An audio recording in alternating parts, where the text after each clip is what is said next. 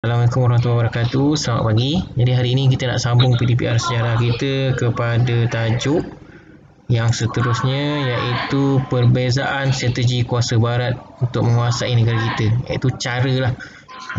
Okay. So tanpa buang masa, cikgu akan present now. Tayar screen. Okay. Ni. Okay, ini tajuk yang kamu akan kita belajar hari ini. Kuasa barat.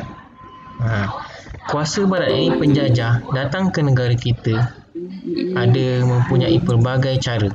Itu dipanggil strategi. Okey. Cara-caranya ada banyak, ada lebih kurang 6. Okey. Pada cara-cara tu cikgu akan ajar kamu lah macam mana cara yang digunakan oleh kuasa barat.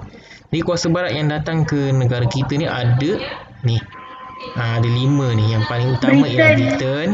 Okey. Belanda tak adalah. Okay, Belanda dia hanya sekejap je. Perancis pun sekejap je.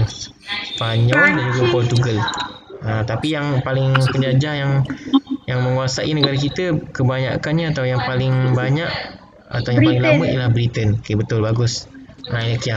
Okey, jadi ini peta Eropah ni kuasa barat. Okey, jadi ini ada berapa? Ada strategi. Ada 1, 2, 3, 4, 5, 6, 7, 8, 9, 10.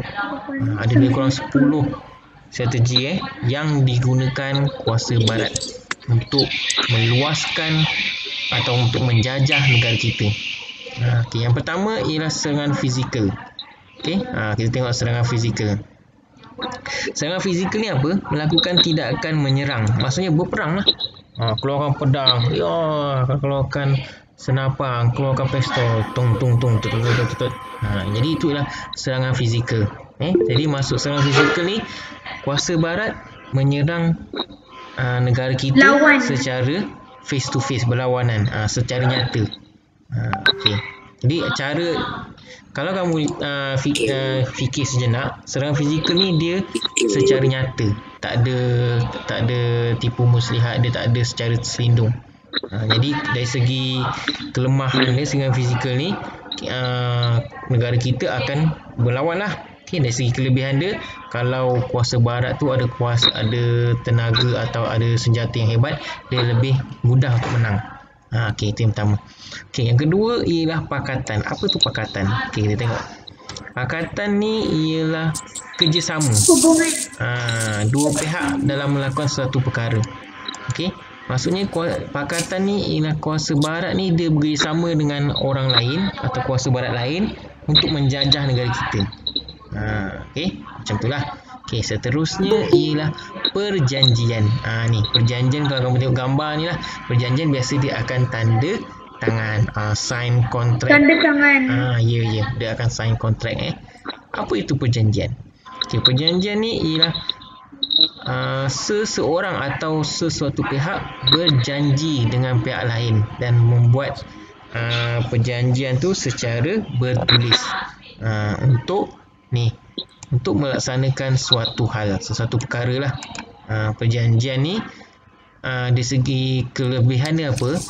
Kalau salah satu pihak tu melanggar syarat, maka dia akan dikenakan hukuman. Menerima hukuman. Ya, betul, bagus. Itulah kelebihan perjanjian.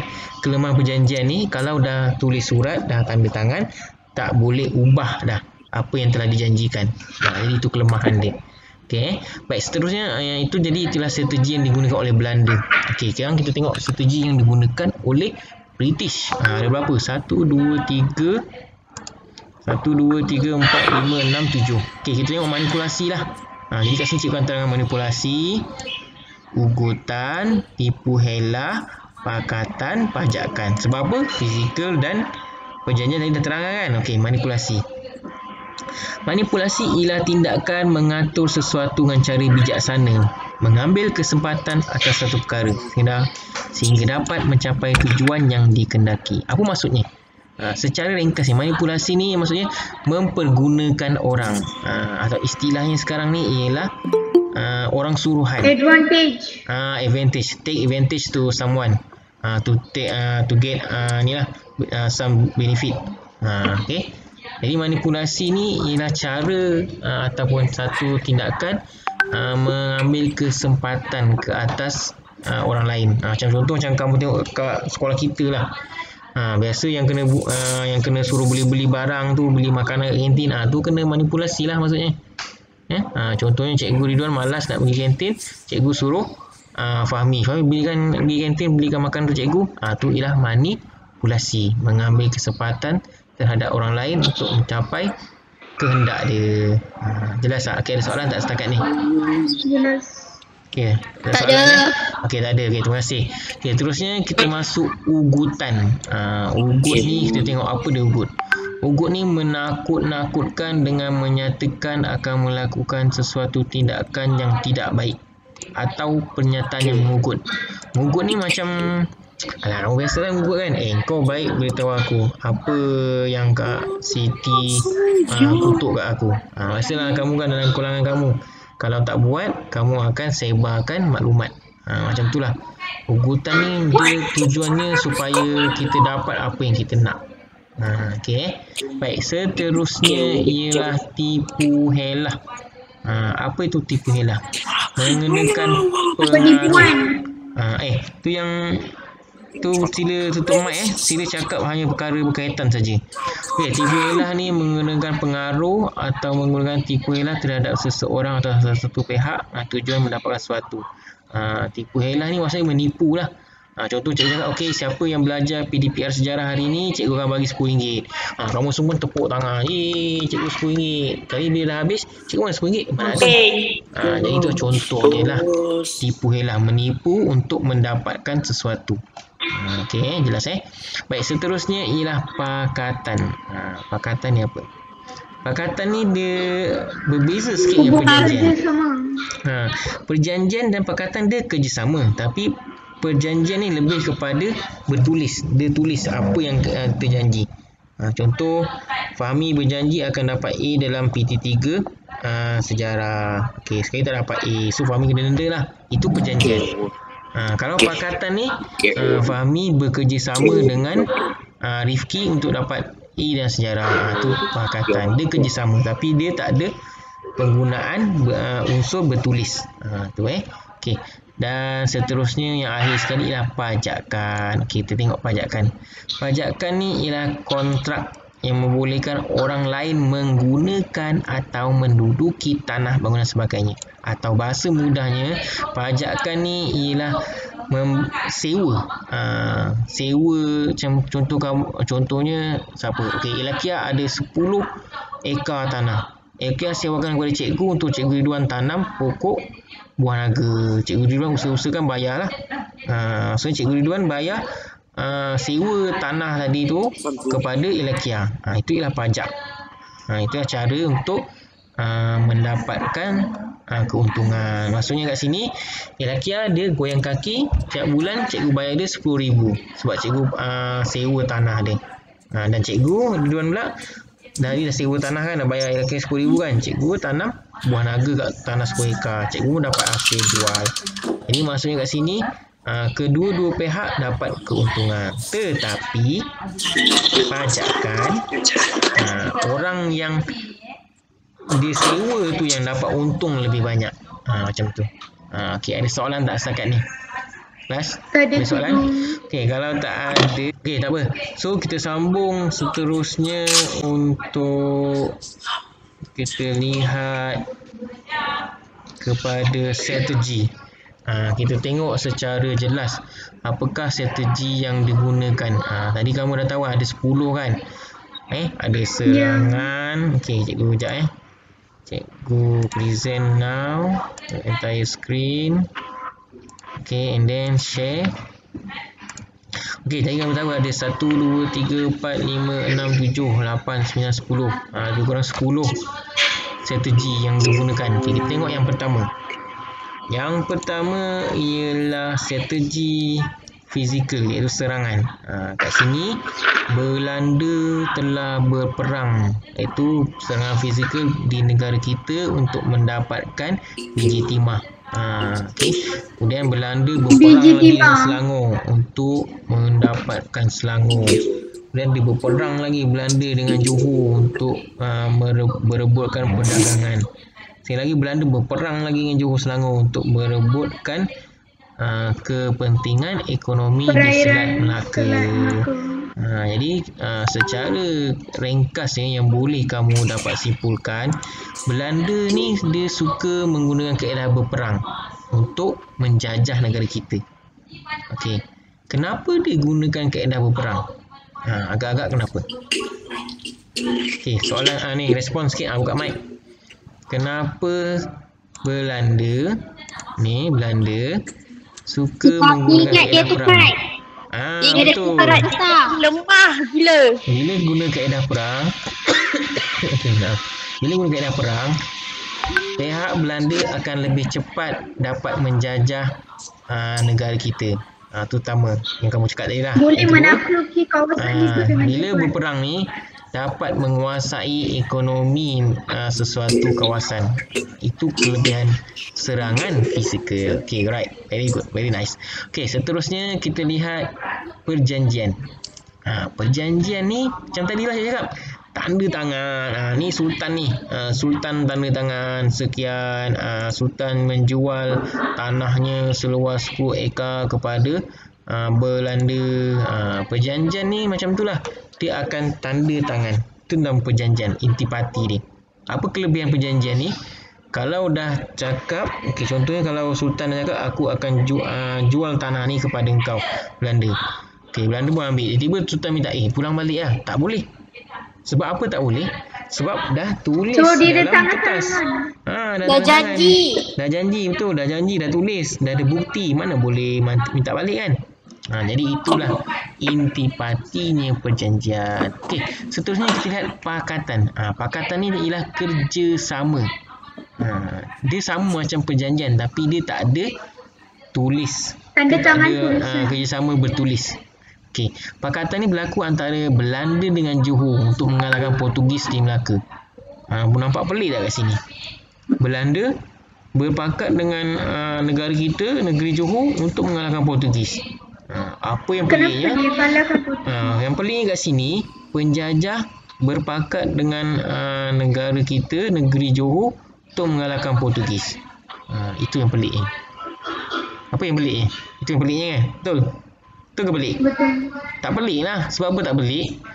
Kedua-dua pihak ni, Belanda dan Johor, masing-masing akan mendapat faedah apabila mereka berjaya mengalahkan Portugis. Contohnya lah Fahmi dan juga siapa kat sini? Siapa yang ada? Sekejap kita tengok. Contohnya Fahmi dan juga Aisyah berpakat. Fahmi dan Aisyah berpakat untuk mengalahkan Rifki dalam sejarah. Jadi Fahmi dan Rifki sebenarnya tak berkawan, tapi mereka sanggup bekerjasama untuk mendapatkan apa yang mereka nak, iaitu mengalahkan Rifki. Okay, macam itulah.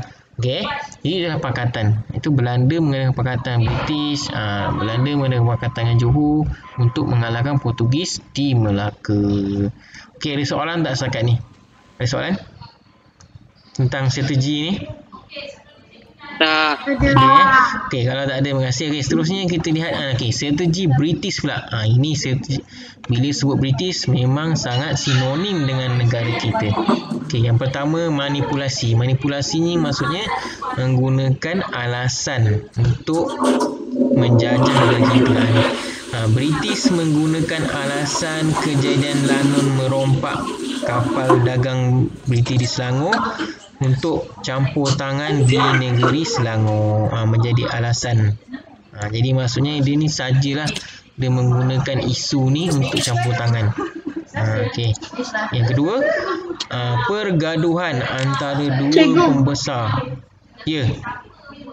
Tanya apa? Yang Tanjung Ratchado tu apa?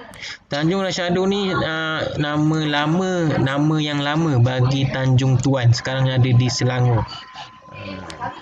Ratchado ni nama orang putih lah dulu. Sekarang ni dipanggil Tanjung Tuan. Dekat sini Tanjung Tuan ni dia ada rumah api.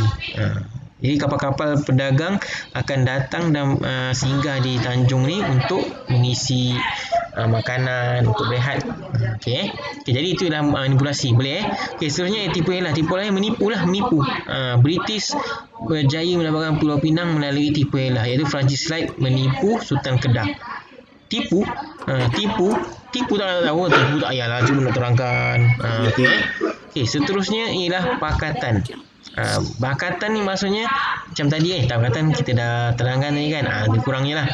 Okey, seterusnya ialah ugut.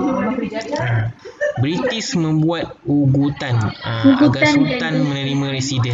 Contoh British cakap, Sultan Selangor, kamu kena terima residen British. Jika tidak, kami pihak British akan menyerang kamu. So Sultan dah takut, Sultan dah dedar, dah goyang tu, dah goyang, lutut dah goyang. Sebab apa? Kalau Sultan Selangor tak terima residen, British akan menyerang Selangor dan Sultan mungkin akan mati. Jadi itulah ugutan. Macam kamu lah. Contoh macam kamu, Cikgu Ridwan sejarah. Siapa tak masuk PDPR sejarah hari ni, kamu tak lulus untuk peperiksaan PD3 dan SPM. Cikgu yang ugut pula. Masuk. Itu contohnya. Okey. Baik, seterusnya ialah pajakan. Pajakan ni tadi macam sewa. Contohnya, syarikat British Utara Borneo telah berjaya meluaskan pengaruhnya ke atas Sabah melalui pajakan atau sewa. Itulah Okey. Seterusnya ialah itulah. Dah cukup sekarang fizikal kita dah bincang, pakatan dah, perjanjian pun dah. Okey, ada soalan tak setakat ni? Kelas? Ada soalan tak? Okey, kalau tak ada, kita tengok ni Okey, kalau tak ada kita tengok modul PDPR. Okey. Modul PDPR kita 2021 tingkatan 3. Okey, Tupang Jihan, saya tutup mic. Ni kita tengok modul PDPR. Kita tengok modul PDPR Okey, present now. Okey, entire screen. Okey, share. Mana modul PDPR ni? Ada on the way. Okey.